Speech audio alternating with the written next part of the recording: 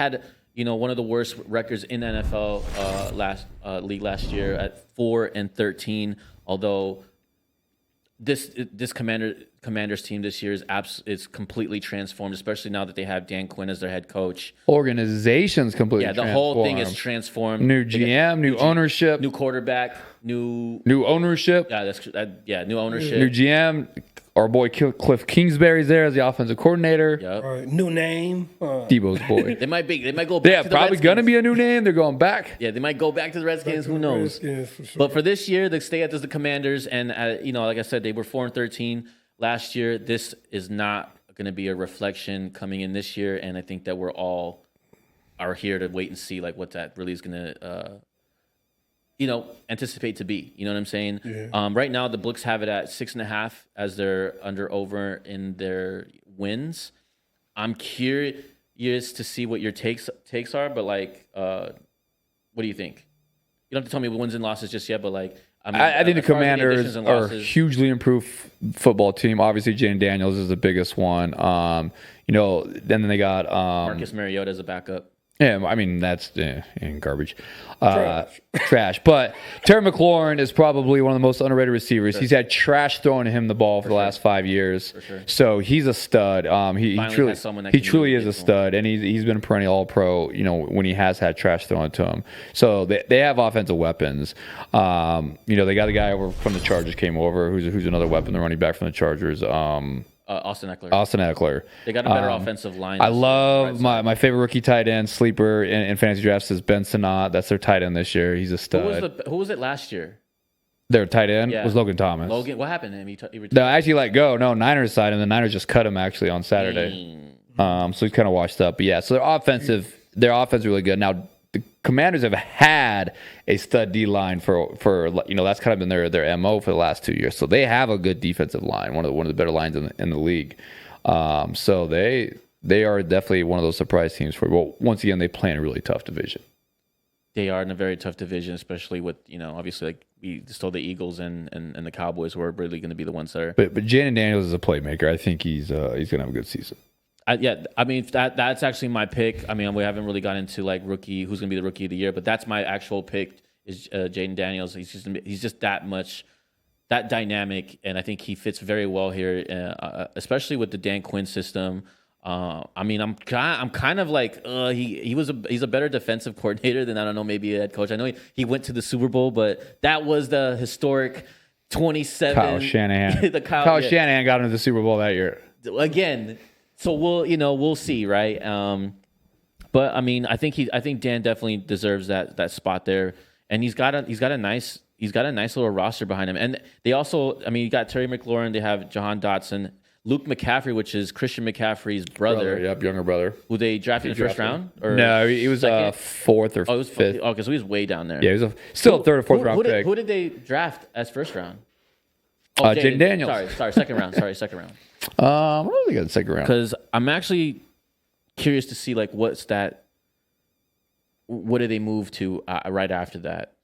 But of course, like you said, Austin Eckler, and they still have Brian Robinson, who's also a stud. But I mean, with this new roster, I think they definitely. So it's Jazon Newton out of Illinois, defensive line, and then a cornerback in the second round, and then tight end Ben Sinnott out of Kansas State, who's a stud. That's your sleeper. Yeah, that's a sleeper tight end pick this year. So, and then Luke McCaffrey was a third round pick. But yeah, they definitely upgraded. 2 of their 3 picks were defensive. So with that said, Debo, what do you think? Are they going under or over 6.5 games? I'll take the under for 2,000, Jim.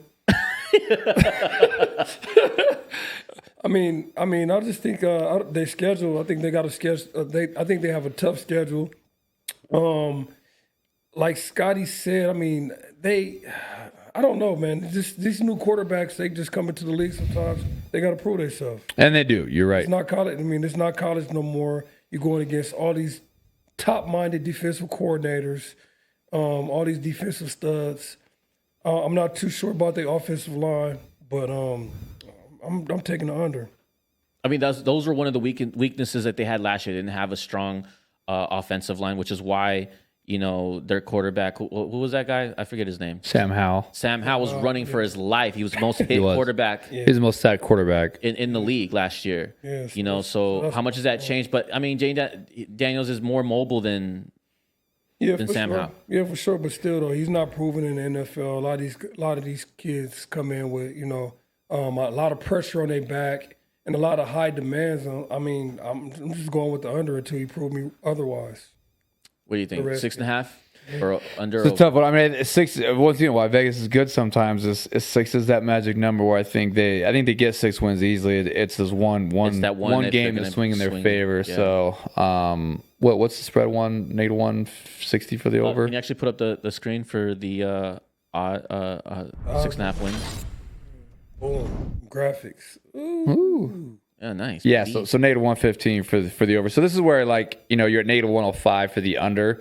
So it's a pretty even push here for the over under. It's literally even Vegas is split on it. Pick 'em. Yeah, it's literally a pick 'em. I like the over here. I think it's a better squad, better organization, better foundation, and I think that when they come off, I think they're going to start winning some games off the bat. I think they win against the Cardinals, Panthers, obviously the Titans. But this is one of those teams where it's kind of the opposite of the Dolphins. Pay attention to is they could start slow, new team, new everything, and as they start to gel, they have the talent to get on fire the last half. I agree. And then if you look at the schedule, do they get the Saints, Titans, split one of the Cowboys, upset the Eagles and Falcons? I mean, it's definitely one of those teams that'll be kind of the opposite. Once you pay attention to those midseason of how people are playing, how they're looking, and then once this team gels, they could be a team that could upset. That Eagles Cowboys, they could be playing for their playoff lives and for first round bye, and Commanders could be one of those teams that kind of knock them out of the playoffs or knock them out of the division. For sure. I don't know, man. For me, it's simple. Rookie quarterback, no offensive line, new coaches, no chemistry. I'm going with the under 6.5. I'll take the over. I think they go and get at least 7, and they might surprise us and sneak in if they start going on a nice run, where it favors them especially towards, like you said, like the end of the season. They start off kind of like close to 500, but towards the end of the season, they start really figuring themselves out and start winning out towards the end to sneak into the playoffs and potentially even sneak in a first round, depending on who they're going to play. But I think that this is one of those I'll take a future on the Washington Commanders. Nah, get the rookie out of here. I mean, they could start off 6-3 or 4-4 pretty easily. I mean, they could. Panthers, Bears, Giants twice, Cardinals, Bucks are all winnable games for them. Correct. That's how I see it too. Cleveland's a tough one, but doesn't mean it's intoppable. Obviously, Bengals, Ravens, I'd give them the L on that one. And then as Steelers, who knows what the Steelers are at by then. I'm putting a lot of faith in this rookie quarterback. I know he's nice, but we're talking about the NFL. It's not college no more. No, I agree, but I think the way to look at it too is they won 4 games last year? Yes. With the worst quarterback statistically in the league last year. He was worse than Daniel Jones last year. Yeah, because of the offensive line though. So you got to take a look at that. But yeah, you got to put your faith in the quarterback. Overall, you're taking under. I'm taking the over with you. Over. I love it.